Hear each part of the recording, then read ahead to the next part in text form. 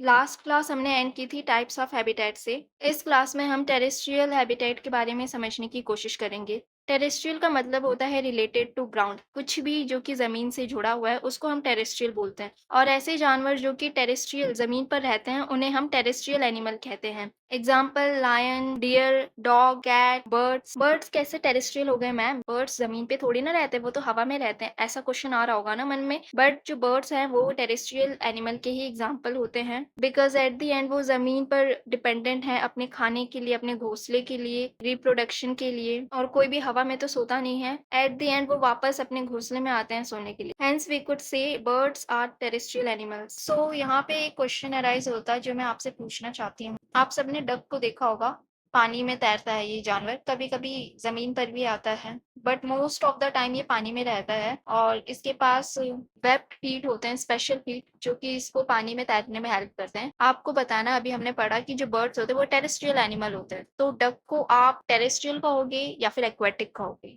फिर हम पढ़े थे कि जो टेरेस्ट्रियल है वो फर्दर 4 काइंड्स में डिवाइड हो जाता है, क्योंकि हर जगह ज़मीन सेम नहीं है। तो आज हम इस वीडियो में डेज़र्ट एंड माउंटेन्स को कवर करने की कोशिश करेंगे। सो डेज़र्ट, डेज़र्ट का नाम सुनते ही हमें लगता है कि कोई रेगिस्तान एरिया होगा, बहुत गर्म इलाका होगा। It's not wrong, but it's half complete. Desert एक ऐसा इलाका होता है जहाँ पे बंजर ज़मीन होती है, एकदम बैरन लैंड होता है, वहाँ पे फसल, खेती ये सब नहीं होता है। इसके अलावा वहाँ पे बहुत ही लो रेनफॉल होता है, बहुत कम बारिश होती है, ड्राई क्लाइमेट होता है, एकदम सूखा क्लाइमेट होता है वहाँ पे। So desert could be both cold and hot. Hot desert के एग्जांपल हो गए Sahara, Thar, and cold desert का एग्जांपल हो गया अंटार्कटिका। अब आप बताओ, एक ऐसा एरिया है जहाँ पे बहुत ही लो रेनफॉल होता है, जहाँ पे जमीन एकदम बंजर हो रखी है, कोई फसल नहीं उगता है। अब आप बताओ, ऐसे हार्श क्लाइमेट में कोई जानवर कैसे सरवाइव कर पाएगा? पर ऐसी जगह भी कुछ जानवर सरवाइव करते हैं because of their special adaptive features, जिसके बारे में हम डिस्कस करेंगे।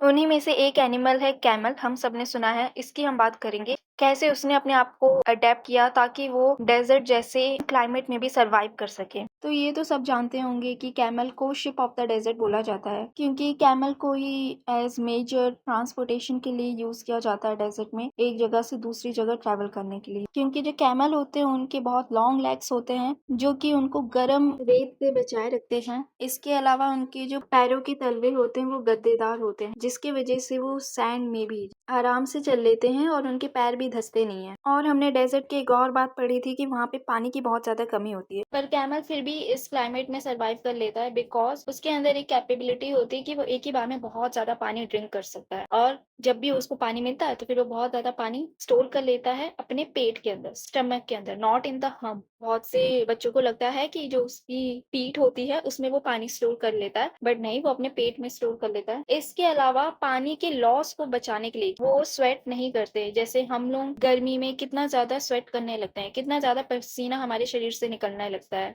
तो ये एक तरीके से वाटर लॉस ही तो हुआ। तो जो कैमल है ऑलरेडी ऐसी जगह रह रहा है जहाँ पे पानी की कमी है, उस चीज से बचने के लिए वो शरीर से पसीना नहीं निकलने देता है। इसके अलावा वो बहुत ही कम यूरिन करता है, मतलब बहुत कम वॉशरूम जाता है। डेजर्ट में फसल की कमी होती है क्योंकि वो बंजर जमीन होता है। इसकी वजह से वहाँ के जो जानवर होते हैं उनके पास खाने पीने की भी किल्लत हो जाती है, और इसी चीज से बचने के लिए जो कैमल है वो एक्स्ट्रा फूड अपने हम्प में स्टोर करता है एज फैट के रूप में। अब फैट होता क्या है, इसको हम अच्छे से डिटेल में नेक्स्ट चैप्टर में समझेंगे। अभी के लिए ये समझ लो कि हम भी, इवन हम लोग भी, जब भी हमारे शरीर में जो एक्स्ट्रा फूड होता है ना उसको हम फैट के रूप में ही स्टोर करते हैं। डेजर्ट का जो क्लाइमेट होता है ना वो बहुत ही ज्यादा ड्राई, सूखा होता है, और वहाँ पे हवा चलती है तो फिर वो अपने साथ साथ रेत, डस्ट पार्टिकल्स को इजीली उड़ा लेती है। तो इस चीज को भी डील करने के लिए जो आपने देखा होगा, जो कैमल्स होते हैं ना उनकी जो आई लैशेस होती है वो बहुत ही ज्यादा बड़ी होती है। वो इन सैंड पार्टिकल से, रेत के कंकड़ों से उनकी आंखों को प्रोटेक्ट करके रखता है। ठीक उसी तरीके से जैसे हम वाइपर्स को यूज करते हैं कार को प्रोटेक्ट करने के लिए, उसे साफ रखने के लिए, ताकि हम गाड़ी चला सके आराम से। और जो कैमल होते हैं उनके जो नोस्ट्रिल्स होते हैं, मतलब नाक के जो छेद होते हैं, वो क्लोज्ड रहते हैं हमेशा, ताकि नाक के जरिए कोई डस्ट या फिर सैंड पार्टिकल्स उनके शरीर में ना घुस सके, इसलिए वो ढके हुए रहते हैं। अब मैंने डेजर्ट के स्टार्टिंग में ही बताया था कि डेजर्ट कोल्ड भी हो सकता है, हॉट भी हो सकता है। तो कोल्ड और हॉट दोनों जगह कैमल्स पाए जाते हैं, but the only difference is जो कोल्ड डेजर्ट में कैमल्स होते हैं उनके जो पैर होते हैं वो थोड़े छोटे होते हैं, बिकॉज उनको पहाड़ वगैरह भी चढ़ने होते हैं, तो छोटे पैरों के साथ चढ़ना ईजी होता है। और जो हॉट डेजर्ट के कैमल्स होते हैं उनके पैर लंबे होते हैं। अगर आपने इस साल की परेड देखी होगी रिपब्लिक डे की, तो उसमें इस बार पोल डेजर्ट के कैमल्स को परेड में लाया गया था पहली बार। बैक्टीरियन कैमल्स उन्हें बोलते हैं। फर्स्ट टाइम वो रिपब्लिक डे में परेड हुए थे और ठंडी जगह में रह रहे हैं तो फिर उन्हें कुछ ना कुछ तो चाहिए ना प्रोटेक्शन के लिए। तो उनके शरीर में बहुत ज्यादा फर होते हैं, हेयर्स होते हैं जो कि उन्हें ठंड से बचा के रखते हैं। जबकि हॉट डेजर्ट वाले कैमल में ये चीज नहीं पाई जाती क्योंकि वो हाँ ऑलरेडी ही बहुत ज्यादा गर्मी हो रही है और उनके शरीर में भी बहुत ज्यादा बाल होंगे, फर होंगे, तो फिर उन्हें और भी ज्यादा गर्मी होगी। सर्वाइवल नेक्स्ट टू इम्पॉसिबल हो जाएगा। इसके अलावा डेजर्ट में सिर्फ कैमल्स ही नहीं रहते हैं, और भी जानवर रहते हैं जैसे कि रैट्स और स्नेक्स, ये सब भी पाए जाते हैं जो कि वहाँ पे बिल बना के मतलब जमीन के अंदर बरो बना के रहते हैं ताकि वो दिन में कड़कते हुए गर्मी से बच सके। और जब रात होती है तब बाहर का जो क्लाइमेट है वो थोड़ा ठंडा हो जाता है, सर्वाइवल के लिए पॉसिबल हो जाता है, तो फिर अपने बिल से निकल के ये लोग बाहर आ जाते हैं, लेकिन सिर्फ रात को ही। इसके अलावा एक इंटरेस्टिंग फैक्ट मैं आपको अपने साइड से बताना चाहती हूँ। एक जानवर होता है कैंगरू रैट जो कि डेजर्ट में पाया जाता है। अच्छा, पहली बात तो ये इसको कैंगरू रैट ही क्यों कहा जाता है? कैंगरू फेमस है बिकॉज वो बहुत ज्यादा जंप वगैरह करता है ना। तो ये जो कैंगरू रैट है ये भी बहुत ज्यादा जंप करता है और ये नॉर्मल जंप नहीं होती इसकी जो जंप होती है वो 9 फीट तक भी हो सकती है। मतलब 9 फीट की ऊंचाई तक ये आराम से जंप कर लेता है, इसलिए इसको कैंगरू रैट कहते हैं। और क्योंकि ये डेजर्ट में रहते हैं तो फिर ये अपनी पूरी जिंदगी बिना पानी के ही सरवाइव कर लेते हैं। अब हम डेजर्ट में पाए जाने वाले पेड़ पौधों के बारे में देख लेते हैं, जिसका फेमस एग्जांपल है कैक्टस। हम सभी सुनते हुए आए हैं कि जो कैक्टस है उसको बहुत ही ज्यादा कम पानी की जरूरत होती है सर्वाइवल के लिए, ना के बराबर पानी भी मिले तब भी वो अच्छी खासी ग्रोथ कर लेता है। तो डेजर्ट में हमें कैक्टस बहुत ज्यादा देखने को मिलते हैं। अगर आपने अपने लोकल एरिया में भी कैक्टस को देखा होगा, क्योंकि इन्हें ज़्यादा केयर की ज़रूरत नहीं होती है, तो लोग इजीली ग्रो कर लेते हैं। तो आपने एक चीज़ नोटिस की होगी, कैक्टस के पौधे में पत्ते नहीं होते, लीव्स देखने को नहीं मिलते हैं, क्योंकि जितने भी लीव्स होते हैं वो सभी चेंज हो जाते हैं थॉर्न्स में, कांटों में, ताकि वो पानी के लॉस को बचा सके।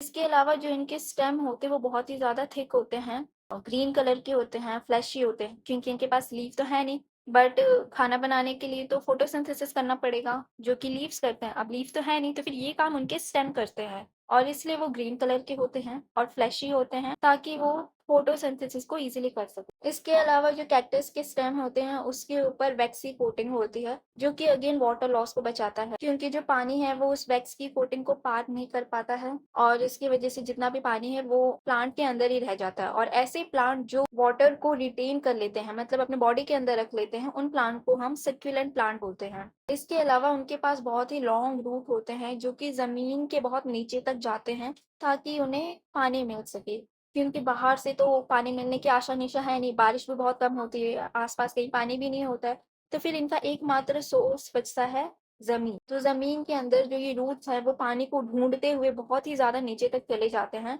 और बहुत ज्यादा नीचे जाने के बाद तब कहीं जाके उन्हें गीली मिट्टी मिलती है और उससे वो मॉइस्चर अब्जॉर्ब करके पेड़ को जिंदा रखते हैं। अब हम टेरेस्ट्रियल के दूसरे टाइप पे चलेंगे, माउंटेन। माउंटेन्स वो एरिया होते हैं जहाँ पे जमीन बहुत ऊंचा होता है, बहुत ही ठंडा इलाका होता है, यहाँ पे हवा चलती रहती है। इसके अलावा स्नोफॉल होते हैं यहाँ पे, और ये सब चीजें वहाँ पे सर्वाइवल डिफिकल्ट बना देती है। और सबसे पहले हम यहाँ पे रहने वाले फौना की बात करेंगे, मीन्स एनिमल्स की। यहाँ पर yak, snow leopard, polar bear और माउंटेन गोट्स पाए जाते हैं। क्योंकि सभी जानवर almost same kind of features develop करते हैं, तो फिर हम दो एनिमल्स की एग्जांपल लेके चलेंगे और उनके फीचर्स डिस्कस करेंगे। पहला है यॉक।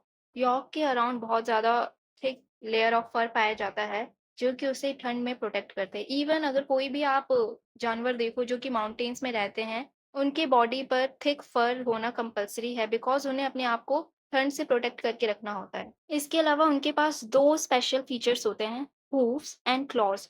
क्लॉज शार्प और कर्व्ड स्ट्रक्चर होते हैं, ये शेर, टाइगर इन सब में भी पाए जाते हैं। इनका मेन काम होता है हंटिंग में। इसके अलावा चढ़ने में, ग्रिप पकड़ने में भी हेल्प करते हैं। और वहीं जो हूव्स होते हैं वो थोड़े मोटे से होते हैं और ये मेन हेल्प करते हैं ट्रैकिंग में। जो ये एनिमल्स होते हैं इनको पहाड़ों पे चढ़ना पड़ता है, तो उसके लिए इनके पास हूव्स होना ज़रूरी है ताकि वो इजीली पहाड़ों पर क्लाइंब कर सके, कहीं पे रुकना हो तो लंबे समय तक रुक सके। नेक्स्ट एनिमल है हमारे पास पोलर बेयर। पोलर बेयर के पास भी बहुत ही ज़्यादा वाइट थिक फर होता है जो कि उसको गर्म रखता है। अच्छा, ये जो माउंटेनियस एरिया होते हैं, मतलब ठंडे इलाके होते हैं, यहाँ पे जो एनिमल्स होते हैं वो ज़्यादा कलरफुल वैराइटीज़ के नहीं होते हैं। वो ब्लैक कलर के होंगे या फिर तो व्हाइट कलर के होंगे, ज़्यादा से ज़्यादा ग्रे कलर के होंगे। इसी के अराउंड उनके कलर्स होते हैं और ये कलर्स होने का मेन रीज़न ये है क्योंकि ये कलर्स उनको छिपने में हेल्प करते हैं। ताकि वो छुप के शिकार कर सके या फिर अपने शिकार से बच सके। व्हाइट कलर के क्यों? बिकॉज़ वहाँ पे स्नो हर जगह होती है, स्नो का कलर व्हाइट होता है, तो फिर उसमें छिपने में आसानी होती है। उसमें जो व्हाइट कलर है वो आसानी से छिप जाता है। जो पोलर बेयर होते हैं, उनकी स्किन के नीचे बहुत ही मोटी लेयर पाई जाती है फैट की, जिसको हम ब्लबर बोलते हैं। इसका मेन काम यही होता है कि वो पोलर बेयर को गर्मी, वार्मथ प्रोवाइड करे। और स्नो में ईज़िली वो चल पाए, उनके पैर दबे ना, धँसे ना, इसलिए उनके पास भी गद्देदार पैर होते हैं, पैडेड फीट होते हैं, जो कि स्नो में ईज़िली वॉक करने में हेल्प करते हैं। अब हम नेक्स्ट आ जाते हैं फ़ौना पे, यहाँ के प्लांट्स में। इसमें भी हम 2 प्लांट्स को डिस्कस करेंगे। पहले हैं पाइन्स। आपने क्रिसमस ट्री देखा होगा, क्रिसमस ट्री का शेप कैसा होता है? ट्रायंगुलर शेप ना? वो एक एग्ज़ाम्पल है पाइन ट्री का। जितने भी पाइन ट्रीज़ होते हैं, वो एक तो कोनिकल शेप में होते हैं। क्यों कोनिकल शेप में होते हैं? क्योंकि ये पहाड़ी इलाके में पाए जाते हैं, यहाँ पे स्नो होता रहता है। अगर ये स्नो एक ही जगह पे रुके रहे, तो फिर वो वहाँ के एरिया को सड़ा देगा। इसलिए यहाँ के प्लांट्स ने क्या किया कि उन्होंने अपना शेप कोनिकल कर लिया। कोनिकल की वजह से क्या हुआ कि अब जब बर्फ उसके ऊपर गिरती है, फिर वो स्लाइड अवे हो जाती है और नीचे ज़मीन पे जा गिरती है। जिसकी वजह से जो प्लांट या फिर ट्री है, वो बचा रहता है, वो सड़ता नहीं है। इनके जो लीव्स हैं, वो सुई जैसे हो जाते हैं, ताकि वो वाटर को कंज़र्व कर सके, बचा सके ड्यूरिंग ट्रांसपिरेशन। ट्रांसपिरेशन एक ऐसा प्रोसेस है जिसमें जो प्लांट है वो वाटर को लूज़ करता है। अगर आपको वाटर साइकिल याद होगा तो आपको पता होगा जो सन है वो वाटर को ज़मीन से खींचता है और उससे बादल बनाता है।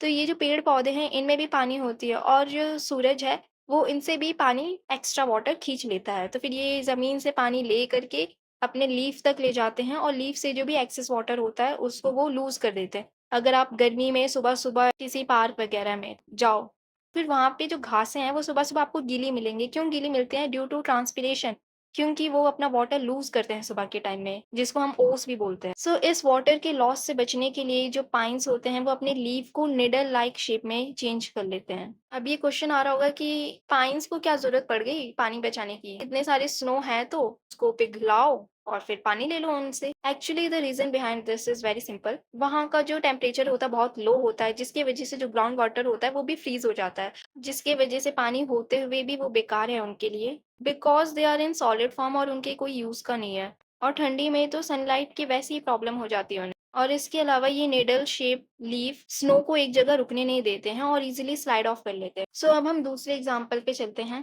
रोडोडेंड्रन्स, ये बहुत ही सुंदर फूलों वाले प्लांट होते हैं। माउंटेन्स में हमेशा हवाएँ चलती रहती हैं, ठंडी हवाएँ चलती रहती हैं। तो इसलिए ये प्लांट्स अपने लीव्स को बहुत छोटे-छोटे रखते हैं, जिसकी वजह से ये हैवी विंड्स को भी सर्वाइव कर सके। जैसे नीलगिरी एक जगह है जहाँ पे पूरे साल हैवी विंड्स चलती रहती है। इसकी वजह से वहाँ पे ये जो प्लांट्स हैं बहुत छोटे होते हैं, छोटे हाइट के होते हैं, लीव्स भी बहुत छोटे-छोटे होते हैं। लेकिन वहीं ये प्लांट सिक्किम में भी पाए जाते हैं, लेकिन सिक्किम में देखा गया कि वहाँ पे तो ये प्लांट्स काफ़ी टॉल है, अच्छी खासी हाइट है, ऐसा क्यों? बिकॉज़ वहाँ पे उन्हें हेवी विंड्स का सामना नहीं करना पड़ता, जिसकी वजह से उन्हें अपनी लीव्स को छोटे रखने की ज़रूरत नहीं है और वो आराम से अपना ग्रो करते हैं।